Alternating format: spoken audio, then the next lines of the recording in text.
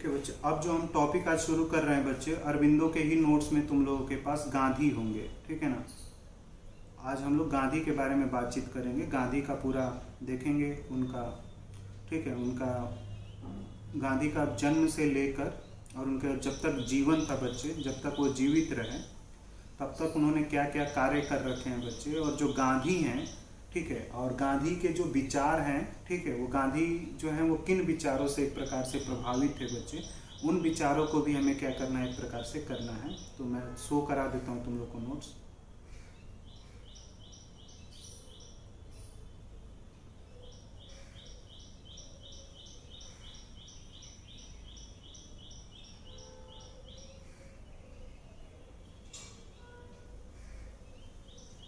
दिख रहा है बच्चे डिस्प्ले पे आप लोगों को? दिख रहा है ना? ठीक है बच्चे, देखो गांधी का तो पहले इंट्रोडक्शन है बच्चे, ठीक है, उनका जन्म कहाँ पे हुआ ये तुम लोगों को पता है बच्चे, तो इस पर मैं बहुत अधिक बात नहीं करूँगा, ठीक है ना। गांधी जो है बच्चे, ठीक है, शुरू हम जो करेंगे बच्चे गांधी पे वो थर्ड पॉइंट से करेंगे। 1894 में उन्होंने रंग भेद के खिलाफ आवाज उठाने के उद्देश्य से उन्होंने नेटाल इंडियन कांग्रेस की स्थापना की थी, जो 1894 में की गई थी। तो तुमसे पेपर में पूछा जा सकता है बच्चे, जो नेटाल इंडियन कांग्रेस है इसकी स्थापना किसके द्वारा की गई थी, तो ऑप्शन में गांधी मिलेगा।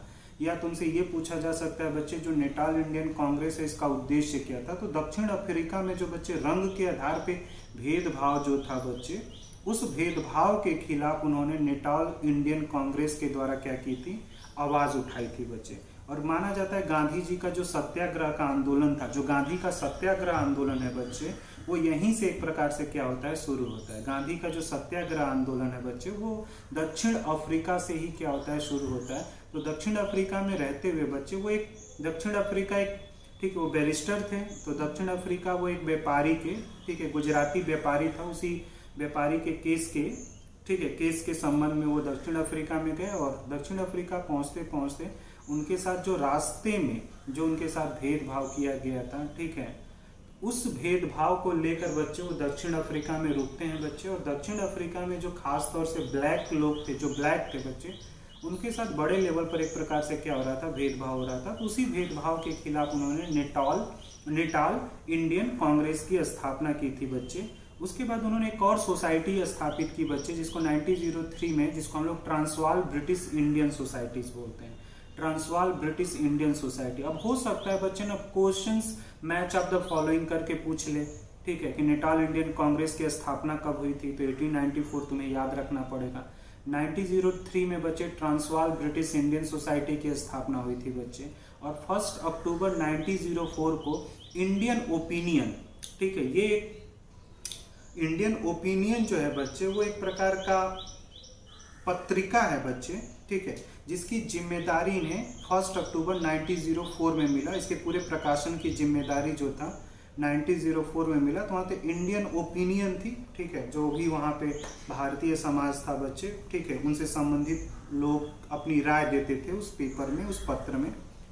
नवंबर-दिसंबर 1904 में बच्चे उन्होंने फिनिक्स में आश्रम बनाया।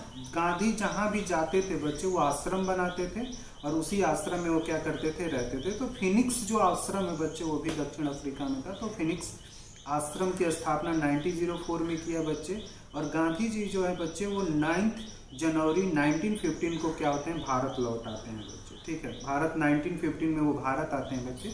उससे पहले भी एक आध बार भारत आए थे और इंडियन जो कांग्रेस थे बच्चे, इंडियन कांग्रेस के सम्मेलन में उन्होंने भाग भी लिया था, ठीक है।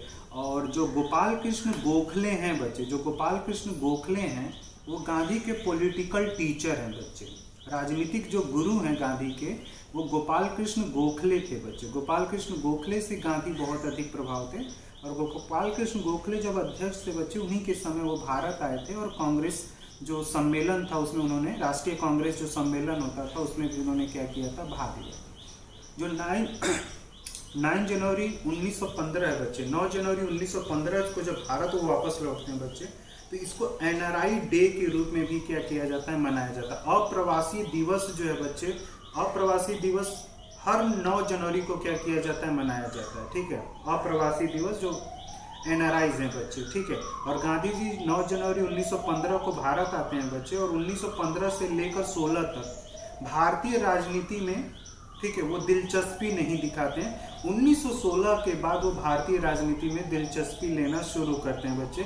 उससे एक साल पहले 1915 से लेकर बच्चे और चंपारण आंदोलन से पहले तक वो पूरा भारत भ्रमण करते हैं बच्चे। और भारत भ्रमण के दौरान वो भारत की स्थिति को समझते हैं, वर्ग जो संघर्ष था उसको समझा उन्होंने बच्चे, और समाज में किस प्रकार की कुरीतियां हैं बच्चे उन चीजों को समझा। और इन सारी चीजों को समझने के बाद बच्चे वो चंपारण आंदोलन से बच्चे वो सत्याग्रह की क्या करते हैं, शुरुआत करते हैं। तो जो सत्याग्रह की शुरुआत हुई थी वो चंपारण आंदोलन से हुई। तो बच्चे ध्यान में रखना है कि गांधी जैसे ही दक्षिण अफ्रीका से भारत आए बच्चे, वैसे ही वो भारतीय राजनीति में प्रवेश नहीं किया।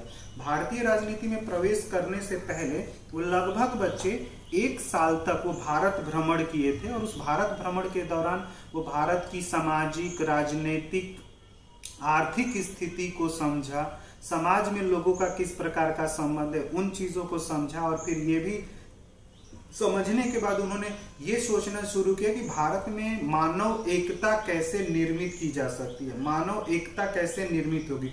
क्योंकि अगर सभी लोग सपोर्ट नहीं करेंगे बच्चे, सभी लोगों का समर्थन प्राप्त नहीं होगा, तो हम देश को बहुत जल्दी क्या कर सकते हैं, आजाद नहीं करा सकते हैं। तो देश को स्वतंत्र कराने के लिए हमें लोगों का एक क्या चाहिए, समर्थन चाहिए ना बच्चे।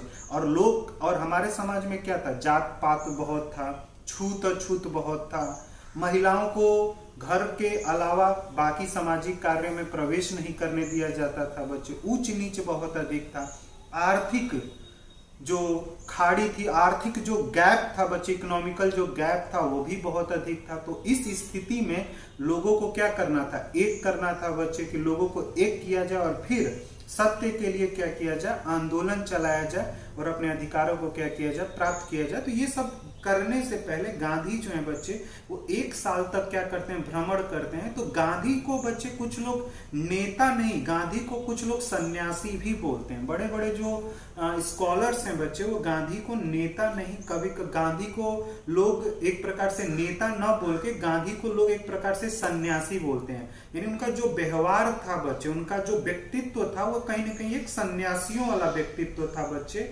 ठीक है, एक सन्यासी वाला व्यक्तित्व था। तो इसीलिए कुछ लोग बोलते हैं कि राजनीति में एक सन्यासी के तरह से गांधी को क्या किया जाता है, लोग देखते हैं। तो गांधी में दोनों तरह के व्यक्तित्व थे बच्चे, वो एक सन्यासी भी थे और एक वो नेता भी थे।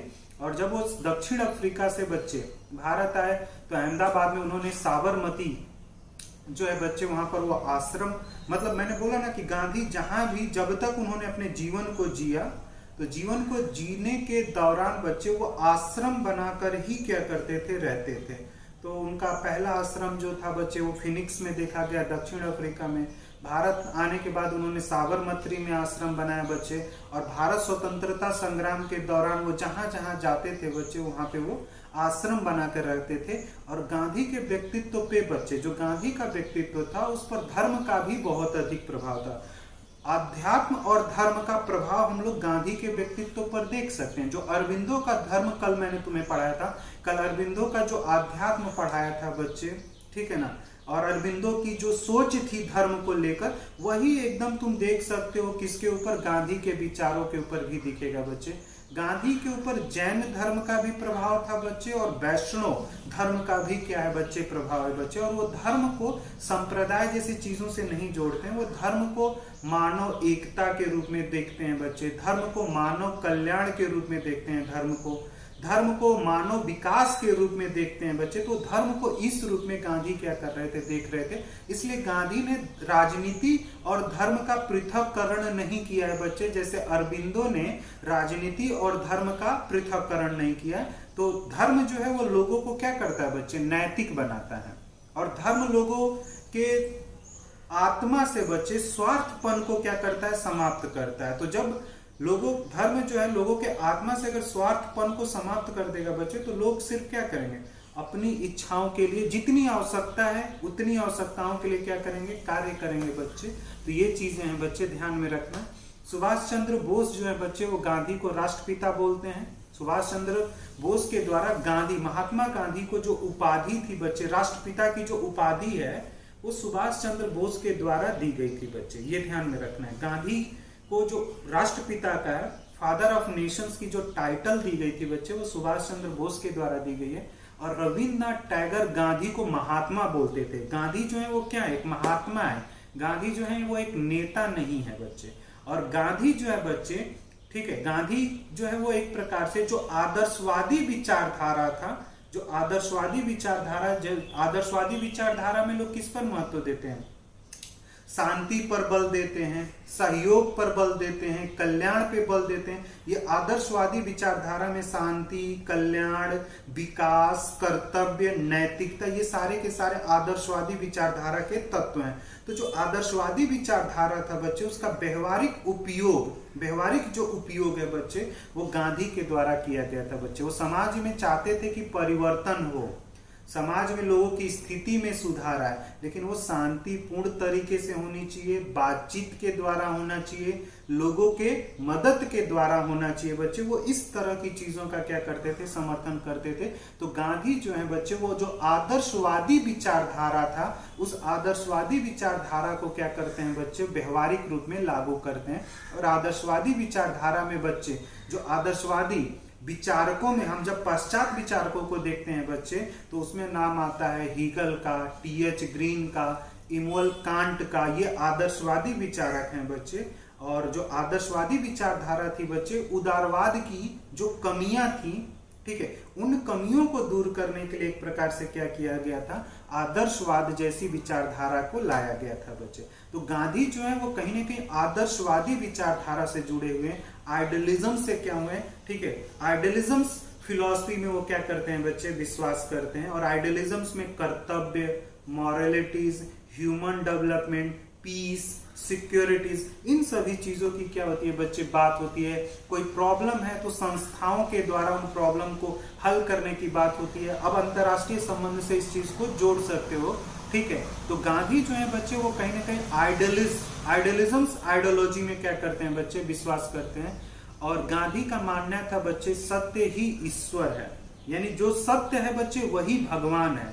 तो सत्य को आप भगवान के रूप में देखें बच्चे, ठीक है, सत्य को भगवान के रूप। और गांधी इसी दर्शन को बनाया रखा बच्चे, यानी सत्य जो है बच्चे वही ईश्वर है। अगर आप सत्य हैं अपनी चीजों को लेकर, तो आप भगवान के समान है बच्चे। और गांधी ने प्रेम को सत्य की प्राप्ति का मार्ग बताया। कहा सत्य की प्राप्ति तभी होगी बच्चे जब आप प्रेम का क्या करें, उपयोग करें। प्रेम का मतलब करुणा, दया, भावना लोगों के प्रति आपके पास होनी चाहिए बच्चे। तब कहीं जाकर आप क्या कर सकते हैं, ट्रुथ को प्राप्त कर सकते हैं, ट्रुथ को फाइंड कर सकते हैं बच्चे। एक मिनट बच्चे, ऑडियो नहीं आ रही है क्या, ऑडियो आ रही है, नहीं आ रही है बच्चे, ठीक है बच्चे। मैंने ये समझा बच्चे, सत्य जो है वो ईश्वर है बच्चे। मंदिर में बैठा हुआ जो भगवान है, जो पत्थर की मूर्ति है, वो ईश्वर नहीं है। जो सत्य है वो ईश्वर है। यानी तुम अपने अधिकारों के लिए लड़ रहे हो किसी से, और वो अधिकार अगर सत्य है बच्चे, तो वो तुम्हारे लिए एक ईश्वर के समान है बच्चे।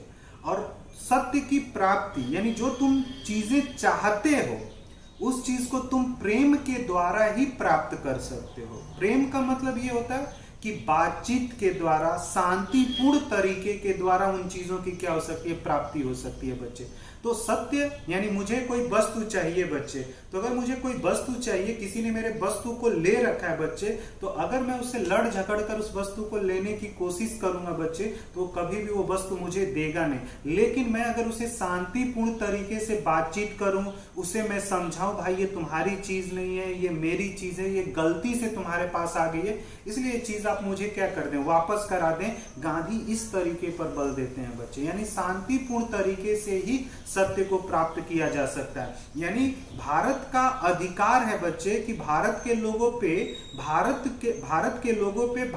के लोगों का ही शासन होना चाहिए, विदेशी उपनिवेशीय शासन नहीं होना चाहिए जो असत्य है। अगर हमारे संसाधन आप ले रहे हैं, हमारे संसाधनों का, हमारे यहाँ से संसाधन अगर ले रहे हैं, तो उस संसाधनों का खर्च हमारे विकास के ऊपर होना चाहिए, न कि ब्रिटेन के निवासियों के ऊपर होना चाहिए। हमारे यहाँ से संसाधन आपने लिया और ब्रिटेन के निवासियों पे अगर आप खर्च कर रहे हैं बच्चे, एक प्रकार से ये असत्य है, पाप है बच्चे।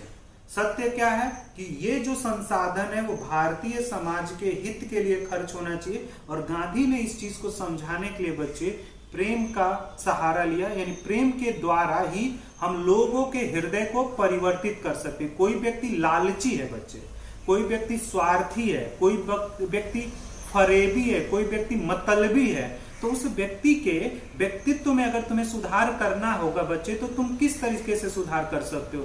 दंड के द्वारा क्या उसके व्यक्तित्व में सुधार लाया जा सकता है? तो उसका तो आंसर है नहीं। हाँ, कह सकते हो कि दंड के द्वारा हो सकता है कि थोड़े समय के लिए सुधार हो जाए, लेकिन फिर वो उसी तरह से हो जाएगा बच्चे। तो हमें वहां पे उसके हृदय को क्या करना है? परिवर्तित करना। और हृदय को परिवर्तित करने के लिए किसकी सहारा लेना पड़ेगा? प्रेम का। यानी प्रेम के द्वारा ही सत्य को प्राप्त किया जा सकता है, ट्रुथ को प्राप्त। ये गांधी का अप्रोच है बच्चे। क्लियर है बच्चे इतनी चीजें?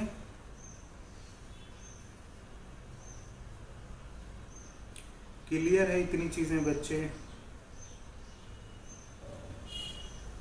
ऑडियो आ रही है मेरी आप लोग? क्लियर है इतनी चीजें? क्लियरिटी है? ठीक है। आगे जब नीचे आओगे बच्चे तो गांधी के सचिव थे, निजी सचिव थे, जो गांधी के साथ ही रहते थे। गांधी ने कोई अपने जीवन में कोई बुक नहीं लिखी। मेरे को लगता है कि हिंद स्वराज के अलावा, ठीक है, उनकी कोई किताब नहीं है बच्चे जो खुद के द्वारा लिखी गई हो। बाकी गांधी पे तो बहुत सारे लोगों ने किताबें लिखी, गांधी ने खुद नहीं लिखे। हाँ, गांधी कुछ पत्र पत्रिकाएं, लेटर, ये सारी चीजें लिखते रहते थे और वो पब्लिश। प्यारेलाल जो नैयर हैं बच्चे, वो गांधी के निजी सचिव थे और उन्हें गांधी से बहुत सारी चीजें लिखी है बच्चे, जिसमें Mahatma Gandhi last phase discovery of Satyagraha, ये जो है वो प्यारेलाल नैयर के द्वारा लिखा गया है बच्चे, ठीक है। और 1893 में अफ्रीका गांधी गए थे बच्चे, और वहां पे फिनिक्स और टॉय फॉर्म की क्या की थी? स्थापना की थी। और 1914 तक वो अफ्रीका में रहे बच्चे। ये दोनों आश्रम है, टॉय फॉर्म और फिनिक्स जो है वो एक प्रकार से आश्रम है। और जो टॉलस्टॉय जो है बच्चे वो एक रूसी उपन्यासकार थे, और ये भी आदर्शवादी उपन्यासकार हैं बच्चे। और इनके द्वारा औद्योगिक क्रांति का बड़े लेवल पर विरोध किया जा रहा था टॉलस्टॉय के द्वारा, और भौतिकतावाद का बड़े लेवल पर क्या किया जा रहा था? विरोध किया जा रहा था। तो जो टॉलस्टॉय का वार एंड पीस उपन्यास है बच्चे, ये गांधी को काफी अधिक क्या करता है? प्रभावित करता है बच्चे। जिसमें ब्रेड लेवल, मतलब जहां पे हम लोग क्या करते हैं? लोगों से बेगारी कराते हैं बच्चे, बेगार मजदूर जिनको हम पैसा नहीं देते। ये टॉलस्टॉय ने इस पर बहुत अच्छी चीजें लिखी थी बच्चे। और उसने कहीं ना कहीं गांधी के व्यक्तित्व, गांधी के सोच को क्या किया था? एक प्रकार से परिवर्तित किया था। तो गांधी जो थे बच्चे वो औद्योगिक समाज के बड़े खिलाफ थे, क्योंकि औद्योगिक समाज में मशीनीकरण होता है बच्चे, ठीक है। गांधी मशीनों के खिलाफ नहीं है बच्चे, हैवी मशीनों के खिलाफ थे। जो भारी मशीनें होती हैं उसके गांधी खिलाफ थे। चरखा भी एक मशीन है बच्चे, लेकिन चरखा एक छोटा मशीन है और एक चरखे पर एक ही व्यक्ति काम करता है बच्चे। और जो हैवी मशीन होती है वो लोगों के रोजगार को क्या कर लेता है? छीन लेते हैं। मशीनें जो होती हैं वो लोगों के रोजगार को छीनेगा तो समाज में एक प्रकार से बेरोजगारी बढ़ेगी, गरीबी बढ़ेगा बच्चे, सामाजिक हिंसाएं बढ़ती हैं, आर्थिक स्थिति लोगों की खराब होती है। तो ये चीजें जनरली वहां पे देखने को मिलता है। इसलिए गांधी जो थे वो औद्योगिक समाज के बड़ा विरोधी थे बच्चे, और जो भौतिकतावादी समाज था बच्चे उसके भी बहुत बड़े विरोधी थे बच्चे। क्योंकि भौतिकतावादी समाज में लोग ना, ठीक है, मतलब शोहरत के पीछे भागना शुरू कर देते हैं, ऐशो आराम के पीछे भागना शुरू कर देते हैं। और वो शोहरत और वो ऐशो आराम लोगों के स्वराज्य और स्वतंत्रता को क्या कर देता है? समाप्त कर देता है बच्चे। स्वराज और स्वतंत्रता को क्या करेगा? समाप्त कर देगा। जो ऐशो आराम के पीछे भागना शुरू कर दे, मतलब जिसकी इच्छाएं संतुष्ट नहीं हो रही हैं बच्चे, या फिर तुम बोल सकते हो जिसकी इच्छाएं नियंत्रित नहीं है, वो आजीवन परेशान रहता है और वो कहीं ना कहीं गुलाम बन जाता है बच्चे। वो एक प्रकार से क्या बन जाता है? गुलाम बन जाता है। इसलिए गांधी जो थे बच्चे वो भौतिकतावादी समाज के भी बहुत बड़े विरोधी थे। वो भौतिकतावादी समाज का विरोधी करते थे। आधुनिक जो पाश्चात्य समाज था बच्चे उसका भी गांधी क्या करते हैं? विरोध करते हैं। आधुनिक पाश्चात्य समाज का वो विरोध करते हैं बच्चे। और औद्योगिक जो क्रांति थी बच्चे उसका भी वो एक प्रकार से क्या करते हैं? एक प्रकार से विरोध करते हैं बच्चे। तो ये हमें आगे करना है बच्चे। अगला जो टॉपिक है गांधी जी को प्रभावित करने वाले विचार, यानी गांधी के जो विचार थे बच्चे वो किससे प्रभावित थे बच्चे। हर व्यक्ति का अपना क्या होता है? विचार होता है। विचार, हर व्यक्ति के विचार होते हैं, लेकिन वो विचार कहीं ना कहीं किसी से प्रभावित होता है। जिसको वो गुरु मानता है हो सकता है कि उसी से प्रभावित हो, या जिसको उसने अपने जीवन में पढ़ा है उससे हो सकते हैं कि उनके विचार क्या हो, प्रभावित हो। तो गांधी के भी विचार हैं बच्चे जो प्रभावित हैं। तो गांधी के विचारों में गीता और रामायण का भी प्रभाव गांधी के विचारों पर देखा जा सकता है बच्चे। गांधी जो है बच्चे वो बौद्ध धर्म के शांति से बहुत अधिक प्रभावित थे बच्चे। बौद्ध धर्म जो है वो शांति पर बहुत अधिक बल देता है बच्चे। गांधी जो शांति और अहिंसा का जो विचार था बच्चे, वो गांधी ने बौद्ध धर्म से लिया था बच्चे। और इस्लाम धर्म से उन्होंने किस संकल्पना को उठाया था, किस संकल्पना को उन्होंने समझा था, बंधुत्व की, फ्रेटर्निटीज। जैसे इस्लाम में जितनी एकता है बच्चे उतना किसी और संप्रदाय में नहीं देखने को मिलेगा। तो इस्लाम की जो बंधुत्वता है बच्चे, उसके द्वारा हम दूसरे समाज में एक बंधुत्वता का क्या कर सकते हैं, निर्माण कर सकते हैं। तो इस्लाम धर्म का भी प्रभाव गांधी के विचारों पर देखा जा सकता है। बौद्ध धर्म का प्रभाव भी गांधी के विचारों पर, जैन धर्म का प्रभाव भी गांधी के विचारों पर देखते हैं, वैष्णव धर्म का भी प्रभाव गांधी के विचारों पर देखा जाता है। यानी गांधी के जो विचार हैं वो किससे एक प्रकार से प्रभावित हैं, उसमें पाश्चात्य जो फॉरेन स्कॉलर हैं बच्चे उनके भी विचार गांधी को प्रभावित करते हैं। लियो टॉलस्टॉय जो हैं उनके विचार गांधी को काफी प्रभावित करते हैं। Henry David Thoreau the essay on civil disobedient, इससे गांधी बहुत अधिक क्या थे, प्रभावित थे। जॉन रिस्किन ये भी गांधी को प्रभावित करते हैं और उनकी बुक है अनटू दिस लास्ट, जिसको बाद में सर्वोदय नाम से क्या किया गया था, रूपांतरित किया गया था। सर्वोदय नाम से एक गुजराती भाषा में लिखी गई थी अनटू दिस लास्ट को। और गांधी ने यह शिक्षा रस्किन से ली कि प्रत्येक व्यक्ति को श्रम करना चाहिए और जितना महत्व एक वकील के श्रम का है बच्चा उतना ही महत्व एक नाई के श्रम का है बच्चे। इसीलिए तो यहाँ पे ब्रेडेड लेवल। अब वहां पे जो वकील होता था बच्चे, मतलब अगर वकील आप हैं तो बड़ा समाज में बड़े आपको सम्मान से देखा जाता था बच्चे।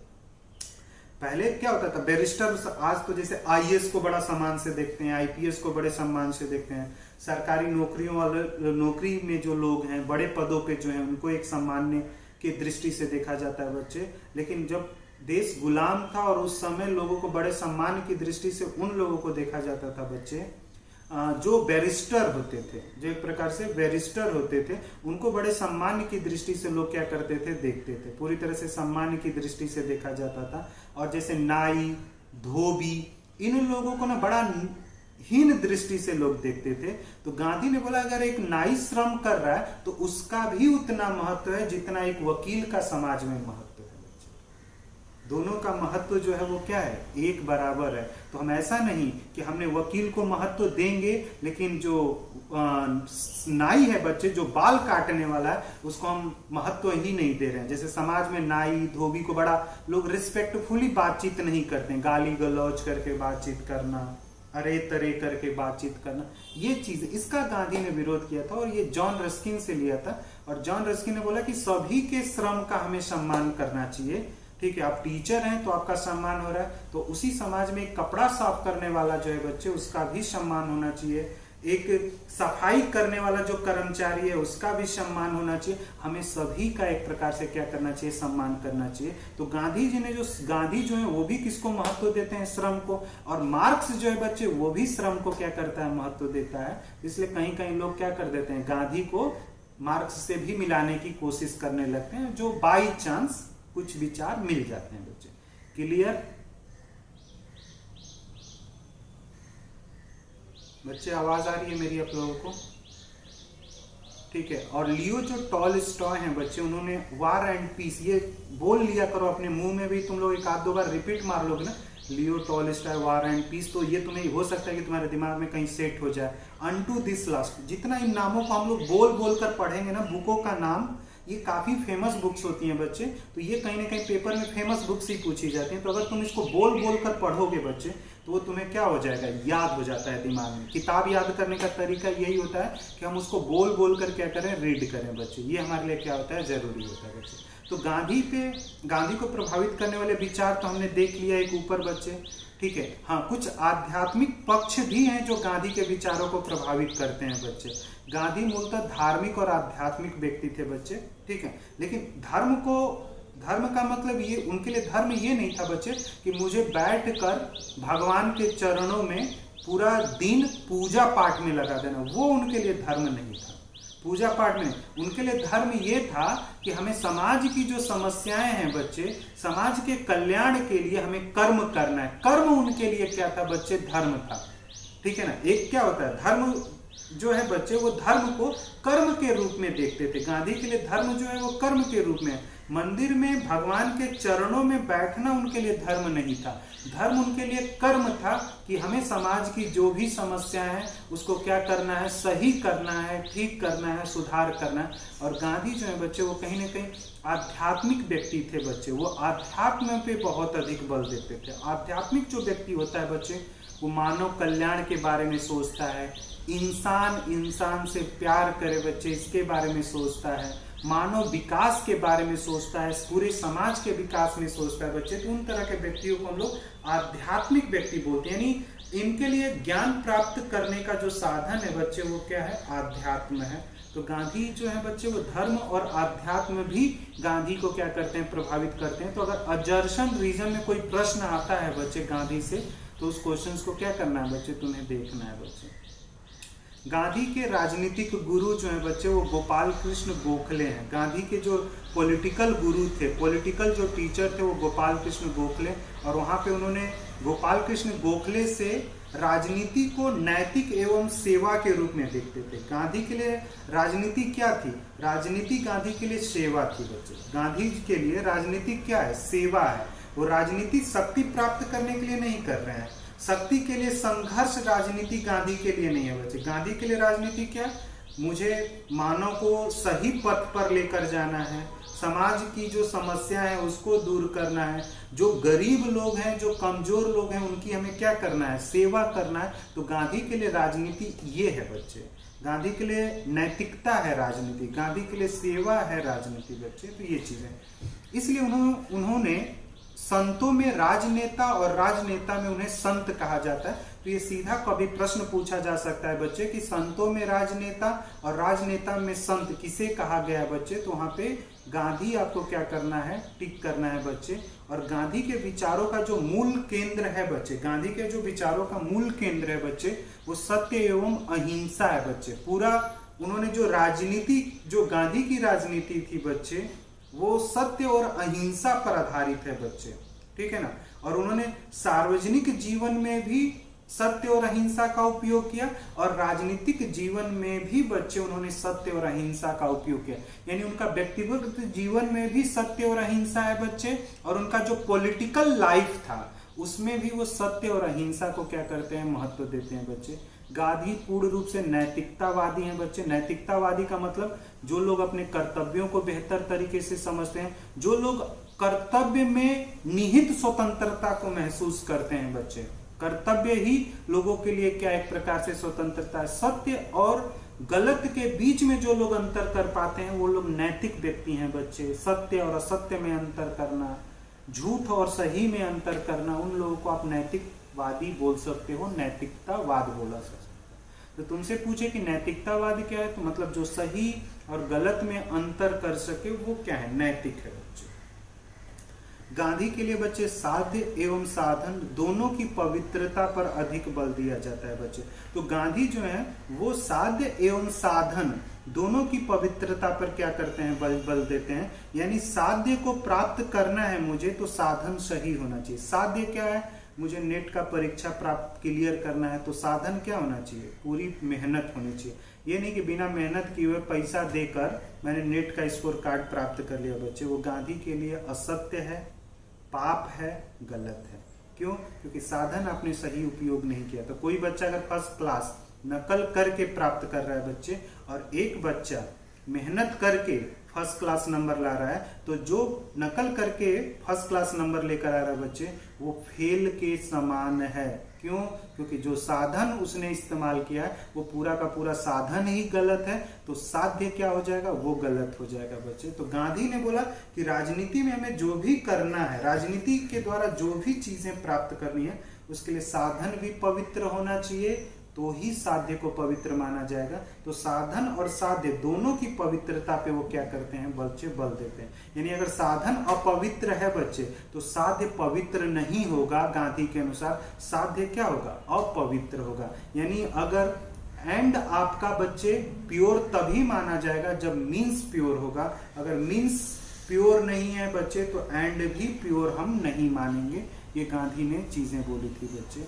और गांधी जो है बच्चे एक आदर्शवादी व्यक्ति हैं बच्चे, ठीक है। गांधी जो है वो आदर्शवादी व्यक्ति है। क्यों? क्योंकि आदर्शवादी जो विचारधारा होती है बच्चे, जो आइडियलिज्म्स होता है बच्चे, वहां पर भी हम लोग नैतिकता यानी मॉरलिटीज, पीस, ठीक है, आपसी बातचीत, इन सब चीजों को हम लोग क्या करते हैं, यूज करते हैं। तो गांधी ने आदर्शवादी जो विचारधारा था उसका एक प्रकार से गांधी ने व्यवहारिक रूप में क्या किया था बच्चे, यूज किया था। व्यवहारिक रूप में उसका एक प्रकार से वो क्या करते हैं, उपयोग करते हैं। और गांधी जो है बच्चे वो सार्वजनिक जीवन में सत्य और अहिंसा का उन्होंने क्या किया था, प्रयोग किया था। सार्वजनिक जीवन में सत्य और अहिंसा का भी उपयोग करते हैं, राजनीतिक जीवन में भी गांधी जो है बच्चे सत्य और अहिंसा का क्या करते हैं, उपयोग करते हैं बच्चे। तो ये गांधी का विचार थे बच्चे। जो गांधी के जो विचार हैं वो किन किन पक्षों से प्रभावित हैं, तो उसमें आध्यात्मिक पक्ष जो है बच्चे वो कहीं न कहीं जो स्पिरिचुअलिटीज पर्सपेक्टिव्स है बच्चे, वो भी गांधी को एक तरह से क्या करता है, इन्फ्लुएंस करता है बच्चे। तो ये चीजें जनरली आपको क्या करना है, ध्यान में रखना है बच्चे। यहाँ तक कोई दिक्कत?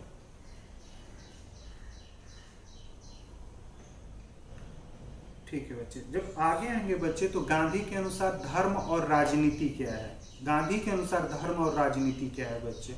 तो गांधी के लिए धर्म का अभिप्राय अधिक विस्तृत है बच्चे, ठीक है। धर्म का आशय जो धारण करने योग्य हो वही धर्म है। यानी गांधी जो है वो धर्म शास्त्रों से बहुत अधिक क्या थे, प्रभावित है। यानी धर्म वो है जो मैं धारण कर सकूं, धर्म वो है जिसको मैं अपना सकूं, वो मेरे लिए क्या है, धर्म है। धर्म का अर्थ नैतिक कार्य और मानवता की भलाई के लिए कार्य करना, ये धर्म है गांधी के लिए। धर्म गांधी के लिए नहीं है कि मंदिर में एक भगवान है और उसकी पूजा पाठ में मैं जीवन एकदम पूरा समर्पित कर रखा हूं और फिर जब तक पूजा पाठ में हूं तब तो मैं एकदम नीट एंड क्लीन मेरी एक इमेज है, बल्कि जब समाज में आ रहा हूं तो मैं गालिज के साथ क्या कर रहा हूं, बात कर रहा हूं बच्चे, किसी की मैं मदद नहीं कर रहा हूं बच्चे। तो धार्मिक व्यक्ति वो होता है बच्चे जो नैतिक कार्य करता है, सही और गलत में वो हर समय सही के साथ उसे खड़ा होना चाहिए, गलत के साथ खड़ा नहीं होना चाहिए। तभी आपको धार्मिक रूप में हम स्वच्छ मानेंगे, सही। मानवता की भलाई, धर्म सिखाता है बच्चे कि अगर मैं एक ताकतवर व्यक्ति हूं तो मुझे मानव की क्या करनी चाहिए, भलाई करनी चाहिए, मानव का क्या करना चाहिए, एक प्रकार से मदद करनी चाहिए। तो ये चीजें होती हैं। यानी नैतिक कार्य जो होता है मानव को कहीं ना कहीं एक प्रकार से क्या करता है, मानव की भलाई करता है बच्चे, ठीक है। आई बात समझ में। धर्म का मतलब क्या, नैतिक कार्य। नैतिक कार्य का मतलब जो सही है और जो गलत है उन दोनों में से सही कार्य मैं करूंगा, गलत कार्य के साथ मैं खड़ा नहीं हूं। और हर समय मैं वही कार्य करूंगा जिससे मानव का, ह्यूमनिज्म्स का ज्यादा से ज्यादा डेवलपमेंट हो सके, ज्यादा से ज्यादा भलाई किया जा सके। धर्म पालन करने का आशय, यानी धर्म पालन का मतलब होता है सत्य तथा अहिंसा के मार्ग पर चलना। धर्म पालन मतलब तुम कहो कि मैं एक धार्मिक व्यक्ति हूं और मैं धर्म का पालन करता हूं, तो कहने का मतलब ये होता है कि फिर तुम्हारे अंदर मुझे ये खूबी देखनी चाहिए बच्चे कि तुम सत्य के साथ खड़े रहते हो, हिंसा का समर्थन नहीं करते हो बच्चे। ये धर्म पालन होता है बच्चे। धर्म पालन ये नहीं है कि मैं भाई बोल तो रहा हूं मैं धार्मिक व्यक्ति हूं लेकिन फिर मैं क्या कर रहा हूं, जीव जंतुओं को मार रहा हूं, जीव जंतुओं को मार के खा रहा हूं बच्चे। तो फिर ये अहिंसात्मक है बच्चे, हिंसात्मक है, अहिंसात्मक व्यक्ति नहीं है। और गांधी ने बोला धर्म एवं नैतिकता विहीन राजनीति की कल्पना नहीं कर सकते हैं। जिस राजनीति में धर्म ही नहीं है बच्चे, वो राजनीति सफल नहीं है।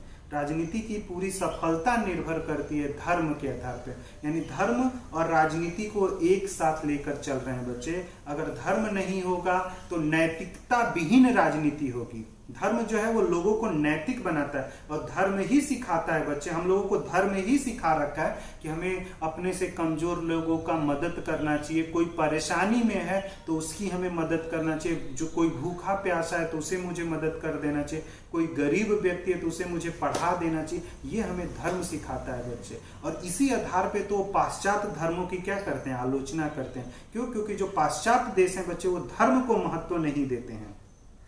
तो अगर धर्म को महत्व नहीं देंगे बच्चे तो व्यक्ति को क्या कर रहे हैं, नैतिक नहीं बना रहे हो, व्यक्ति को क्या बना रहे हैं, भौतिकवादी बनाएंगे। और जो भौतिकवादी व्यक्ति होता है ना बच्चे, उसके लिए वस्तु बहुत महत्वपूर्ण हो जाती है। जैसे तुमने कभी पिक्चरों में देखा होगा कि कोई काम करने वाला एक नौकर है बच्चे, और वो अपने मालिक को चाय मान लो कि सर्व कर रहा है, और चाय की जो प्लेट है वो गिर जाती है, तो जो मालिक है उसके साथ मारपीट करने लगता है। यानी उस मालिक के लिए वो मानव ज्यादा महत्वपूर्ण नहीं है, वो उसकी प्लेट क्या होगी ज्यादा महत्वपूर्ण। तो कहने का मतलब व्यक्ति कहीं भौतिकवादी है बच्चे। जैसे अब मेरा फोन है बच्चे, तो अब तुमने फोन ले लिया और मुझसे तुमसे फोन अगर गिर जाए तो मुझे क्या करना चाहिए, तुम्हारे साथ मारपीट करना चाहिए, या फिर मैं ये बोलूं कि नहीं ये फोन आपने तोड़ दिया, मुझे अब नया फोन दिलवाइए। तो अगर मैं ऐसा बोल रहा हूं कि नहीं तुम्हें मुझे नया फोन दिलवाना चाहिए बच्चे, तो वो एक गलत चीज है बच्चे। तुम्हारा मोटिव नहीं था उस फोन को तोड़ना, वो लेते ही समय क्या हो गया, गिर गया बच्चे। तुम्हारा अगर मोटिव हो तब तो मैं पैसा मांगू, जेन्युइन चीजें होती हैं, ठीक है। लेकिन तुम्हारा मोटिव नहीं है बच्चे, तो फिर वो चीज क्या हो जाती है, ठीक है, गलत है। तो फिर तुम बोलोगे कि सर मोटिव कैसे पता चलेगा कि मेरा मोटिव तोड़ना था या नहीं था। तो ये चीजें भी बड़ी चीजें होती हैं बच्चे। तो यही सब चीजें कोर्ट में चलता है कि कौन सत्य बोल रहा है, कौन असत्य बोल रहा है। किसी ने सही में हत्या कर दी लेकिन उस हत्या को बता रहा है कि नहीं ये तो आत्महत्या है, भाई मैंने तो नहीं किया। तो ये चीजें चलती रहती है बच्चे। लेकिन समझ में, यानी जो भौतिकवादी समाज होता है बच्चे, वहां पे लोगों को अपनी वस्तुओं से ज्यादा प्यार होती है बच्चे, जो गलत है। हमें इंसानों से प्यार करना चाहिए, ठीक है ना, पेड़ पौधों से प्यार करना चाहिए, जीव जंतुओं से। आप भौतिक वस्तुओं से अगर लगेंगे प्यार करने बच्चे, तब तो फिर मानवता जो है वो धीरे धीरे क्या हो जाएगी, समाप्त हो जाए। हमारा धर्म यही सिखाता है कि हमें मानव से प्यार करना है, चाहे वो भारत का मानव हो, चाहे विदेश का मानव हो, कहीं किसी भी धर्म का वो मानव हो, किसी भी धर्म को मानने वाला, हमें सभी मानव से क्या करना चाहिए, प्रेम करना चाहिए बच्चे। और ऐसा नहीं कि हमें किसी मानव से, इसीलिए जो गांधी हैं बच्चे, वो दलित और हरिजन के विकास के लिए उन्होंने काफी कार्य किया बच्चे, कि दलितों और हरिजनों का क्या हो सके, उत्थान हो सके। लेकिन ये बहुत एक बड़ी प्रक्रिया है बच्चे, तुम इतना जल्दी लोगों का हृदय परिवर्तित नहीं होता, सोल ऑफ चेंजेस इतना जल्दी नहीं, हार्ट ऑफ चेंजेस नहीं हो सकता है बच्चे। बहुत सारे, हम कितनी भी अच्छी शिक्षा दे दें, व्यक्ति का तो अपना एक व्यक्तित्व, तो अपनी एक पर्सनालिटी, हो सकता है कि मेरे शिक्षा देने के बाद भी वो व्यक्ति स्वार्थपन उसे जाए ही ना। तो अगर जिसमें स्वार्थपन है, लोभ है, लालच है, तो फिर तो वो समाज में वो चीजें बनी रहती हैं बच्चे। ये चीजें जर्नलिस्ट हमें समझनी होती हैं बच्चे। पंथ निरपेक्ष, उन्होंने पंथ निरपेक्षता की बजाय बच्चे उन्होंने सर्वधर्म समभाव, यानी सभी धर्मों की हमें क्या करनी चाहिए, इज्जत करनी चाहिए, सभी धर्मों का हमें सम्मान करना चाहिए। सर्वधर्म समभाव का मतलब ये होता है हम सभी धर्मों को क्या करते हैं बच्चे, सम्मान करते हैं। तो हमारे यहाँ सर्वधर्म समभाव की फिलॉसफी है बच्चे, हम पंथ निरपेक्ष नहीं है, हम धर्म को लेकर चलने वाले व्यक्ति हैं लोग बच्चे। जैसे तुम पेपर देने जाओगे तो मम्मी कहेंगे भाई थोड़ा सा पूजा वूजा कर लेना कि पेपर थोड़ा सा बढ़िया हो जाए, ठीक है ना, भगवान थोड़ी सी बुद्धि दे दे वहां पे। तो कहीं ना कहीं हम धार्मिक व्यक्ति हैं बच्चे।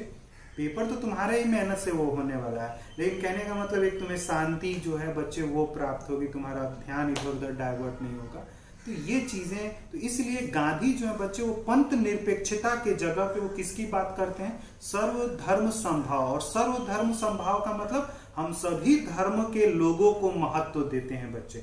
हमारे राज्य में, भारत राष्ट्र राज्य में जिस भी धर्म को मानने वाले लोग हैं, हम उन सभी धर्मों का हम क्या करते हैं, महत्व देते हैं। और इसीलिए तो लोग बोलते हैं कि लोग अपने धर्मों को पढ़ते नहीं है बच्चे, अपने धर्म को सीखते नहीं है बच्चे। दूसरा जो बताता है ना उसकी बातों को हम सुनते हैं बच्चे। रामायण हमें पढ़ना चाहिए, हमें गीता भी पढ़नी चाहिए बच्चे, हमें कुरान शरीफ भी पढ़नी चाहिए, और उसमें क्या लिखा गया है, क्यों लिखा गया, ये हमें समझना चाहिए बच्चे। जैसे आतंकवादी जो हेड्स होते हैं बच्चे, लीडर होते हैं, वो कुरान शरीयत, कुरान शरीफ, पैगंबर साहब मोहम्मद के उपदेश का गलत तरीके से क्या करते हैं, लोगों के सामने व्याख्या करते हैं। और जो पढ़े और शिक्षित व्यक्ति नहीं होते उसे गलत रूप में क्या कर लेते हैं, ले लेते हैं बच्चे, जो एक प्रकार से क्या है, गलत है बच्चे, ठीक है। हमारे यहाँ कुछ लोग क्या कर देते हैं, इस तरह की चीजों को कराते हैं बच्चे।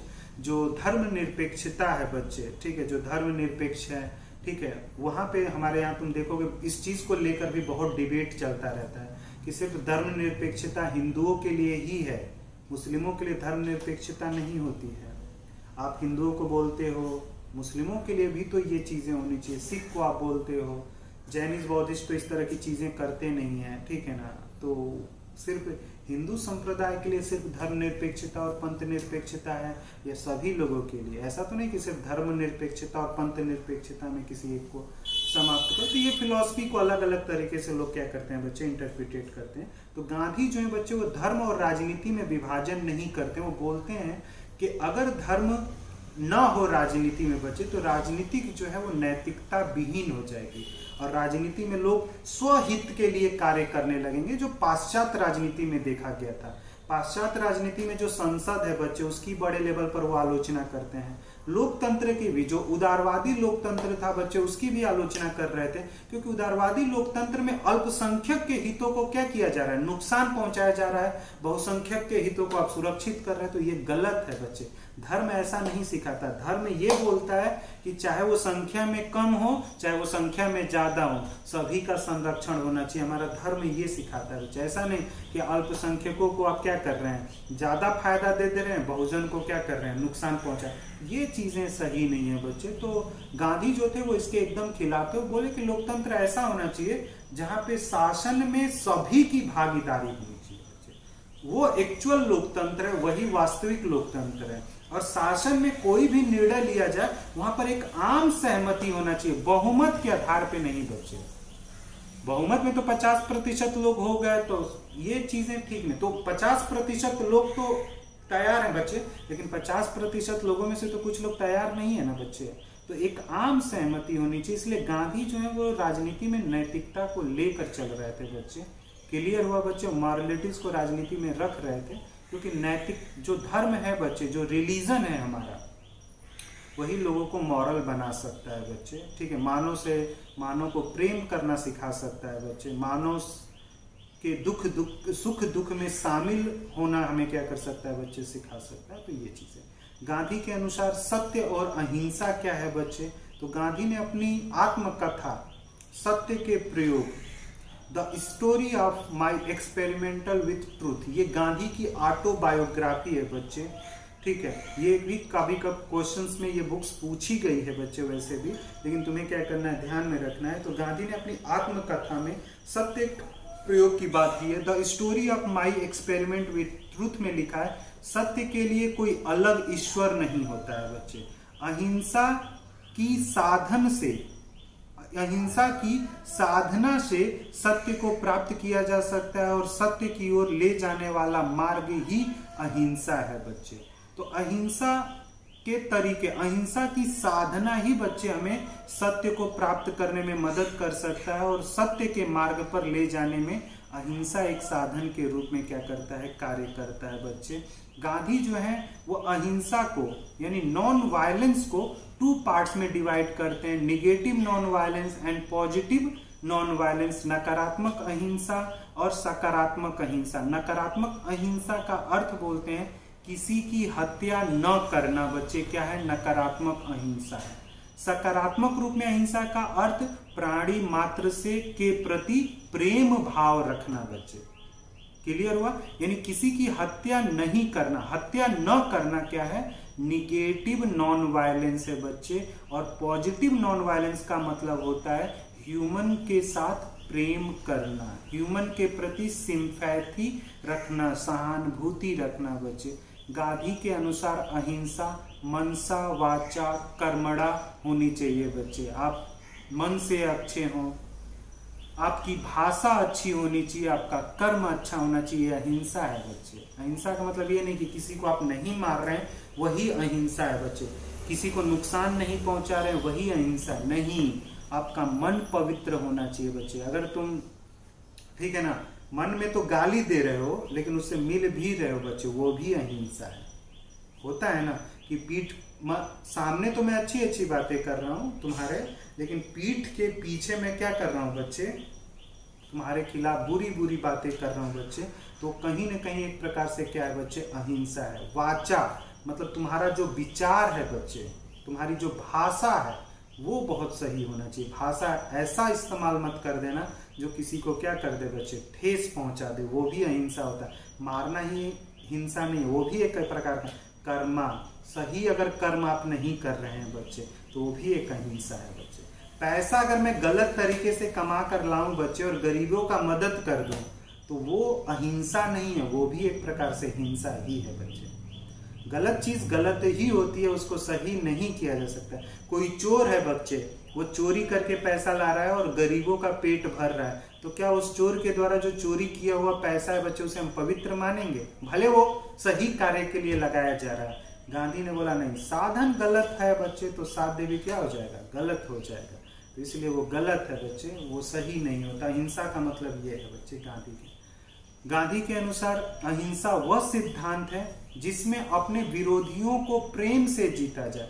मतलब जो आपसे विरोधी है बच्चे उसको भी आप प्यार से, ठीक है ना, बहला फुसला कर, उसमें भी प्रेम है, आप स्वार्थ नहीं देख रहे हैं। घृणा नहीं रखनी है बच्चे किसी के प्रति संघर्ष नहीं रखना है बच्चे, ठीक है। गांधी जो है वो बाइबल से भी प्रभावित हैं बच्चे, जहां लिखा हुआ है कि पाप से घृणा करो, पापी से नहीं बच्चे। पाप से आपको दिक्कत होनी चाहिए, जो व्यक्ति है उससे नहीं। अगर किसी व्यक्ति को सजा प्राप्त, किसी व्यक्ति ने कभी अपराध किया बच्चे और उस अपराध जो किया है बच्चे, अगर उस व्यक्ति ने उस अपराध के लिए सजा काट लिया है बच्चे, तो फिर उस व्यक्ति को आपको अपराधी नहीं मानना चाहिए बच्चे। वो अपराध से एक प्रकार से क्या है? मुक्त है बच्चे। तो पाप से हमें घृणा करनी होती है, पापी से नहीं बच्चे। और गांधी ने बोला कि अहिंसा जो है बच्चे, जो नॉन वायलेंस होता है, ये मजबूत लोगों का गुण होता है बच्चे, जो स्ट्रांग लोगों की एक क्वालिटीज होती है। हमारे यहाँ तुम देखोगे रोड पे तुम्हें मिल जाएगा कि कितने लोग हिंसात्मक हैं और कितने लोग हिंसात्मक हैं बच्चे। सीधा गाली गलौज पे आ जाते हैं, थोड़ी सी कोई चीज टच हो जाए बच्चे। तो गांधी ने बोला कि जो अहिंसा है बच्चे, इसीलिए तो गांधी के विचार और जब अरविंदो के विचार देखोगे बच्चे तो अहिंसा को लेकर तुम्हें लगेगा कि गांधी इतना अहिंसात्मक होने के लिए बोल रहे हैं बच्चे कि कहीं ना किसी व्यक्ति का जो व्यक्तित्व है वो कायरतापूर्ण दिखना न शुरू हो जाए बच्चे। क्योंकि बहुत अधिक अहिंसात्मक होने का मतलब लोग तुम्हें कायर समझने लगते हैं बच्चे। इसलिए गांधी ने बोला कि जो अहिंसा होता है वो वीरों का गुण होता है, मतलब जिनमें संयम है, क्षमता है, बर्दाश्त करने की ताकत है बच्चे, उनका गुण जो होता है वो अहिंसा होता है बच्चे। हिंसा जो होती है वो कायर लोगों की होती है बच्चे, जो अपना पेशेंस खो देते हैं बच्चे, ठीक है।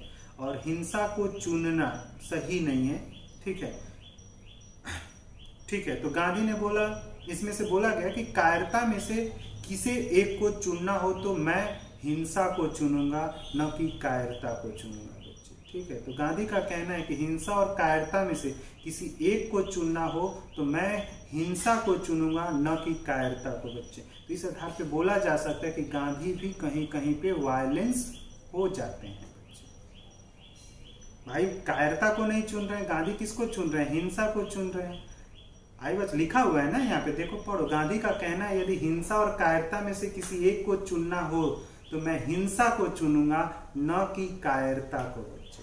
कहने का मतलब हिंसात्मक आप हो सकते हैं बच्चे, लेकिन किस स्थिति में हिंसात्मक होंगे? सत्य के लिए आप हिंसात्मक हो सकते हैं, जो महाभारत में बताया गया था बच्चे, जो वहां पे भी बोला गया है कि आप हिंसात्मक हो सकते हैं और धर्म के खिलाफ आप हिंसा का उपयोग कर सकते हैं।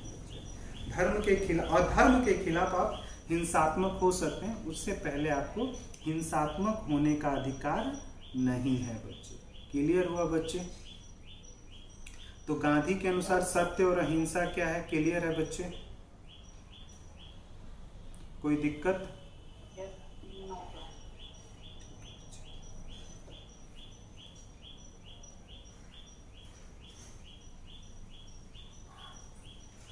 आवाज आ रही है मेरी आप लोगों को?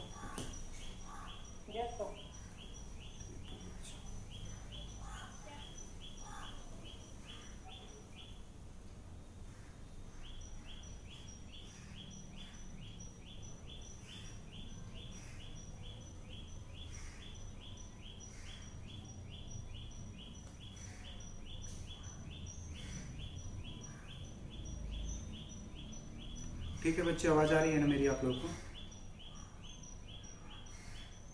आवाज आ रही? ठीक है। अगला जो टॉपिक है गांधी के विचारों में बच्चे, ठीक है, गांधी के राजनीतिक विचारों को जब देखते हैं तो वहां सत्याग्रह, गांधी का ठीक है, गांधी का सत्याग्रह को लेकर क्या आशय है बच्चे? तो सत्याग्रह का मतलब होता है सत्य का आग्रह, यानी सत्य का आग्रह ही बच्चे क्या है, एक प्रकार से सत्याग्रह है। यानी हर समय मुझे क्या करना है, सत्याग्रह के साथ खड़ा होना है, सत्य के लिए खड़ा है। इसीलिए गांधी ने बोला था बच्चे, जो सत्याग्रह है वो कमजोरों का नहीं बल्कि शक्तिशाली व्यक्तियों का अस्त्र है बच्चे। क्योंकि गांधी जो है वो अहिंसा पर बहुत अधिक बल देते हैं बच्चे, और सत्य के लिए लड़ने की बात करते हैं बच्चे, गलत चीजों का समर्थन नहीं करते हैं। चंपारण जो आंदोलन था बच्चे, गांधी चंपारण में इसीलिए शामिल हुए कि सही में किसानों का शोषण हो रहा था, नील के जो व्यापारी थे उनके द्वारा बच्चे, बारदौली में, खेड़ा में, क्योंकि वो सारा सत्य के लिए था बच्चे। और जो भारत छोड़ो आंदोलन चला या सविनय अवज्ञा जो आंदोलन चलाया गया था, असहयोग आंदोलन जो गांधी के द्वारा चलाया गया था बच्चे, वो कहीं ना कहीं सत्य को लेकर क्या किया गया था बच्चे, चलाया गया था, सत्य के लिए वो आंदोलन चलाया गया था बच्चे। आई बात समझ में बच्चे? इसलिए सत्याग्रह कमजोरों का नहीं बल्कि शक्तिशाली व्यक्तियों का क्या है बच्चे, अस्त्र है। ये शक्तिशाली व्यक्तियों का अस्त्र माना जाता है। आत्मा को शक्तिशाली बनाने के लिए व्यक्ति को सत्य, अहिंसा, अस्तेय, अपरिग्रह एवं ब्रह्मचर्य का पालन करना चाहिए बच्चे। तो ये जो बौद्ध धर्म के सिद्धांत हैं बच्चे ना, वही है, ठीक है ना, सत्य, अहिंसा, अस्तेय, अपरिग्रह, ब्रह्मचर्य, इनका आपको पालन करेंगे बच्चे, तब कहीं जाकर आपको एक शक्तिशाली व्यक्ति माना जाता है। और जो शक्तिशाली होता है बच्चे, वो आत्मीय रूप से शक्तिशाली होना चाहिए, भौतिक रूप से नहीं। गांधी का शक्तिशाली का मतलब यह है कि आपकी आत्मा मजबूत होनी चाहिए बच्चे। पैसा, धन, संपत्ति से आपको शक्तिशाली नहीं माना जाएगा बच्चे। आई बात समझ में? इसलिए गांधी भौतिक रूप में, फिजिकली आपको स्ट्रांग नहीं, मतलब फिजिकली का मतलब यहाँ पे प्रॉपर्टी का सेंस है बच्चे। प्रॉपर्टी आपके पास बहुत अधिक है, लेकिन दिल जो है ना बच्चे, वो चूहे इतना छोटा है, तो वो चीज नहीं, वो आपको सत्याग्रह में शामिल नहीं होने देगी आंदोलन में बच्चे। कहीं ना कहीं आप क्या करेंगे, आपका लालच हर समय रहेगा बच्चे उस आंदोलन में। तो ये चीजें हैं बच्चे।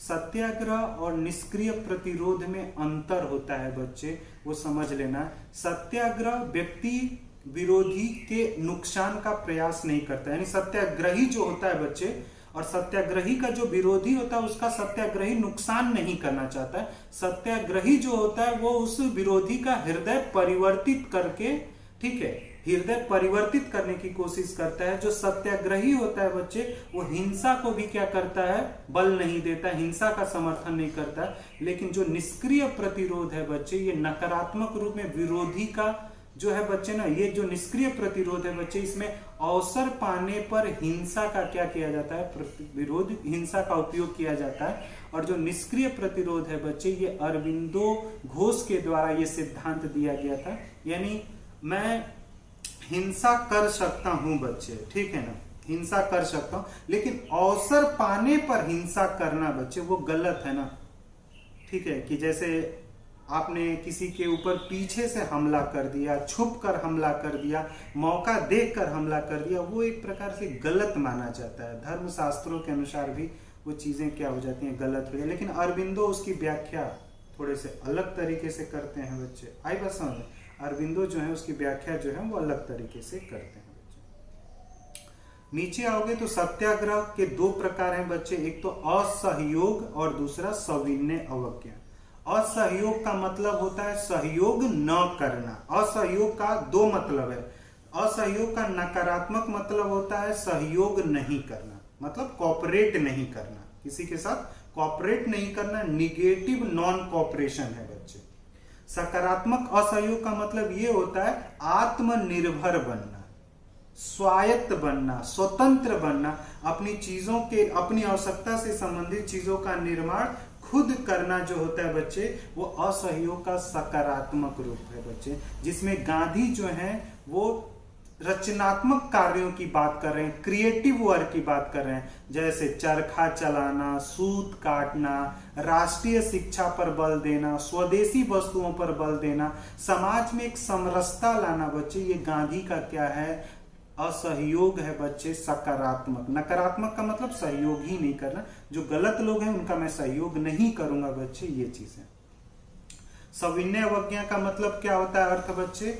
जानबूझकर सार्वजनिक रूप में अन्यायपूर्ण विधियों का क्या करना? उल्लंघन करना। जैसे नमक कानून था बच्चे, तो उन्होंने, गांधी ने क्या किया? सार्वजनिक रूप में, ठीक है ना, सार्वजनिक रूप में उन्होंने नमक जो कानून था उसका उन्होंने क्या किया? तोड़ा उसको, और कानून को तोड़ा बच्चे, और नमक उन्होंने बनाया जाकर वहां पे, ठीक है। विधि का उल्लंघन सामुदायिक हितों के लिए होना चाहिए बच्चे, यानी जो कानून गलत है उसका हमें विरोध करना चाहिए अगर वो कानून समुदाय के हित में न हो बच्चे। और सविनय अवज्ञा का प्रयोग हमें व्यक्तिगत और सामूहिक दोनों रूपों में करना चाहिए। यानी व्यक्तिगत रूप से अगर कोई कानून गलत है, व्यक्तिगत रूप से उस कानून से व्यक्तिगत रूप में नुकसान हो रहा है बच्चे, तो भी मैं उसका क्या करूंगा? विरोध करूंगा। और सामूहिक रूप में भी अगर वो कानून अगर किसी का नुकसान कर रहा है तो भी मैं उसका क्या करूंगा बच्चे? विरोध करूंगा। तो ये गांधी का एक प्रकार से सविनय अवज्ञा आंदोलन था बच्चे। क्लियर है बच्चे?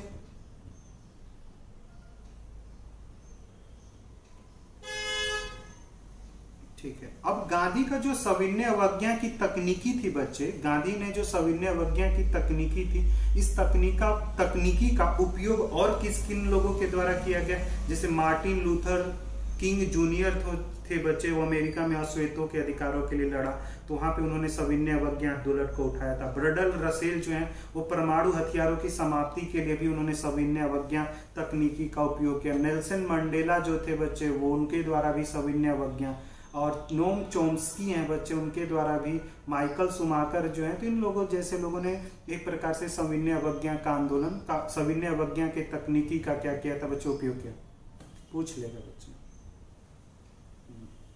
गांधी बहुत इंपॉर्टेंट है बच्चे, पूछे जाएंगे तो सीरियस से। सारे थिंकर ही बहुत इंपॉर्टेंट है बच्चे, थिंकर तो छोड़े नहीं जा सकते हैं, क्योंकि थिंकर से क्वेश्चंस आने ही आने हैं। 20 से 25-30 क्वेश्चन तो थिंकर से ही होते हैं बच्चे, तो ये टॉपिक तो तुम छोड़ ही नहीं सकते हो।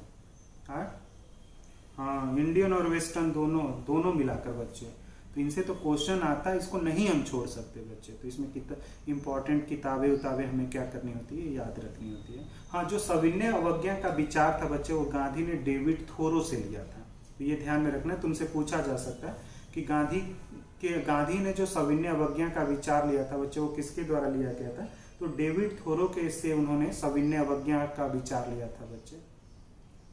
आगे बच्चे, तो गांधी जो है वो आधुनिक सभ्यता की आलोचना करते हैं। क्यों? क्योंकि आधुनिक जो सभ्यता है वो भौतिकतावाद में बहुत अधिक विश्वास करता है, औद्योगिकरण पे बहुत अधिक बल देता है, और जो आधुनिक समाज है बच्चे, वो मानव को मानव नहीं समझता है, इसलिए वो आधुनिक सभ्यता की आलोचना करते हैं। आधुनिक सभ्यता की जो आलोचना की है बच्चे, उन्होंने अपनी एक किताब जो है हिंद स्वराज में, उसमें उन्होंने आलोचना की थी बच्चे। जैसे रेल, वकील और डॉक्टरों की भी उन्होंने आलोचना की, क्योंकि रेल में कार्य करने वाला कर्मचारी है बच्चे, वो भी तो श्रम ही कर रहा है ना, और एक नाई है बाल काटने वाला, वो भी श्रम कर रहा है। तो दोनों के श्रम को महत्व दीजिए। ऐसा नहीं कि रेल कर्मचारी को आप ज्यादा महत्व समाज में दे रहे हैं और नाई को समाज में महत्व ही नहीं है, बड़ा उसको हीन दृष्टि से देखा जा रहा है, गलत व्यवहार उसके साथ किया जा रहा है। इसलिए आधुनिक सभ्यता की वो आलोचना करते हैं बच्चे, क्योंकि आधुनिक सभ्यता जो है ना, वो भौतिकतावाद को देख कर क्या करता है? संबंध बनाने की बात करता है बच्चे। अगर मेरे पास पैसा है, पूंजी है, तो मेरे साथ बड़े बड़े लोग क्या होंगे? जुड़ेंगे। और मेरे पास पैसा और पूंजी है तो मैं भी क्या करूंगा? पैसा और पूंजी वाले लोगों को साथ उठना बैठना पसंद करूंगा, अपने से कम वाले के साथ हम बैठना पसंद नहीं करते हैं बच्चे। अगर मेरे पास बहुत पैसा है तो मैं चाहूंगा ना कि मेरी जो बेटी है वो भी अपने स्टेटस के लोगों के साथ क्या करे? बैठे। ये आधुनिक सभ्यता सिखाती है बच्चे, जो गलत है। फिर तो आप इंसान को इंसान के तरह से देख नहीं रहे हो बच्चे। जो बड़े लोग होते हैं ना, तो तुम देखो किसी के साथ कुछ भी कर देते हैं और कहते हैं कि हम बच जाएंगे बच्चे। तो कहीं ना कहीं भौतिकतावादी जो समाज है बच्चे, तो सभ्यता का मतलब ये नहीं होता है कि आपके पास सभ्यता का मतलब ये है कि आप अपने परंपराओं को भी अपनाएं और आधुनिक चीजों को भी आप अपने साथ लेकर चलें। ऐसा नहीं कि आप अपनी परंपराओं को ही समाप्त कर दें आधुनिकरण के नाम पर चीजें। तो उसका गांधी बड़े लेवल पे आलोचना किया है बच्चे। तो ये चीजें गांधी जो है, भौतिकतावाद में शक्तियों का केंद्रीकरण होता है बच्चे, ठीक है ना, तो इसलिए शक्तियों का केंद्रीकरण हो जाता है। जैसे आज देश में जिन लोगों के पास बहुत अधिक पूंजी और पैसा है बच्चे, सिंपल सी बात है, आज वही लोग क्या हैं? ताकतवर हैं बच्चे। शक्तियां उन्हीं के हाथों में, राजनीतिक शक्तियां भी उन्हीं के हाथों में आ गई हैं, और राजनीतिक शक्तियां भी उन्हीं के पास आ गई हैं। और जहां शक्तियों का केंद्रीकरण होता है बच्चे, वहां पे हिंसा क्या होने लगती है, उत्पन्न होने लगती है। इसलिए गांधी जो है इसका विरोध करते हैं बच्चे। आई बात समझ में? क्लियर हुआ बच्चे? गांधी जो है वो आलोचना क्यों कर रहे हैं, ठीक है, पाश्चात्य सभ्यता का। ये क्वेश्चन पूछा भी जाता है बच्चे, तो इसको ध्यान में रखना है। गांधी का राज्य के बारे में क्या विचार है, ठीक है ना। गांधी जो है वो राज्य को यानी स्टेट को किस तरह से एक्सप्लेन कर रहे हैं। तो गांधी को एक्चुअली गांधी का जो राज्य के ऊपर विचार है बच्चे, राज्य को लेकर गांधी का जो विचार है, राज्य के विचार को लेकर गांधी के जो आइडियाज है बच्चे, जो विचार है उसको देखते हुए जो प्रसिद्ध स्कॉलर हैं बच्चे, जो फेमस स्कॉलर हैं, वो गांधी को दार्शनिक अराजकतावादी बोलते हैं बच्चे। तो पेपर में क्वेश्चन पूछा जाता है कि दार्शनिक अराजकतावादी किसे बोला गया है बच्चे। तो गांधी को दार्शनिक अराजकतावादी बोला जाता है। क्यों? क्योंकि वो राज्य जैसी संस्था का समर्थन नहीं करते हैं बच्चे। गांधी जो है वो राज्य जैसी संस्था का समर्थन नहीं करते हैं। गांधी राम राज्य बनाना चाहते थे बच्चे। गांधी जो है वो राम राज्य, क्योंकि गांधी का मानना है राज्य जो है वो शोषण करता है, राज्य जो है वो दमन करता है, राज्य जो है वो हिंसा करता है। और गांधी ने बोला कि मानव के हिंसा से ज्यादा खतरनाक राज्य का हिंसा होता है बच्चे। इसलिए गांधी जो है वो राज्य का समर्थन नहीं करते हैं। वो बोलते हैं कि राज्य जो है वो आत्मा रहित मशीन है। राज्य में तो आत्मा ही नहीं होती है, तो जिसमें आत्मा ही नहीं होगी फिर तो किसी के साथ कुछ भी कर सकता है। और राज्य जो है बच्चे वो संगठित हिंसा का क्या करता है, प्रयोग करता है। तो गांधी जो है वो राज्य का समर्थन नहीं करते हैं बच्चे। इसलिए गांधी राज्य निर्माण के बारे में भी नहीं सोचते हैं, राज्य निर्माण के बारे में भी नहीं बोलते हैं, क्योंकि उन्होंने देखा था ना कि जो पाश्चात्य राज्य थे वो किस तरह से लोगों पर हिंसा करते हैं।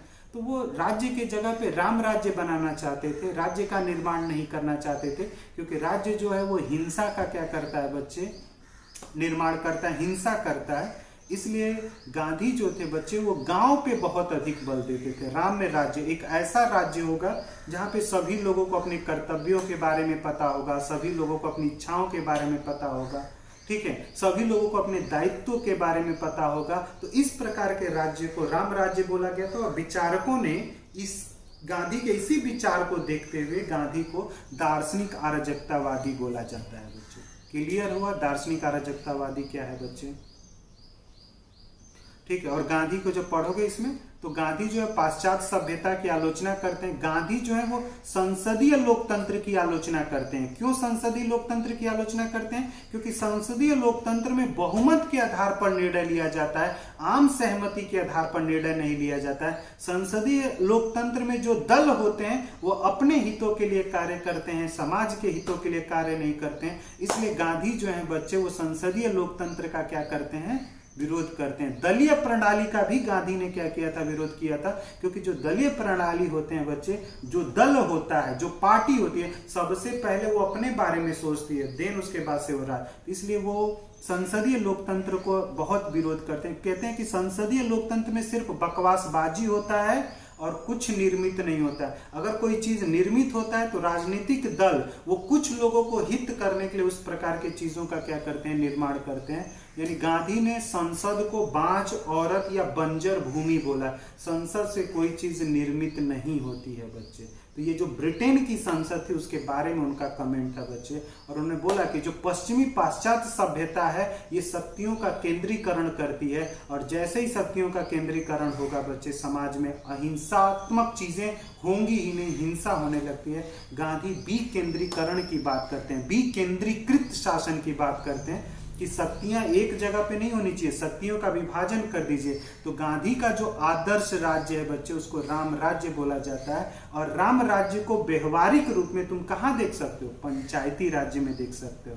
जो गांधी का राम राज्य है वो व्यवहारिक रूप में पंचायती राज्य है बच्चे। तो गांधी के जो विचार थे बच्चे वो इंडियन पॉलिटिकल गवर्नमेंट में, हम लोग इंडियन पॉलिटिक एंड गवर्नमेंट में हम लोग directory principle of state policies में रखते हैं, जहां पे वो पंचायती राज्य की क्या करते हैं, बात करते हैं बच्चे। यानी गांव का संघ होना चाहिए, और गांव का जब संघ बनता तो गांव में शक्तियां क्या होंगी, विभाजित होंगी, तो कोई किसी का शोषण नहीं करेगा।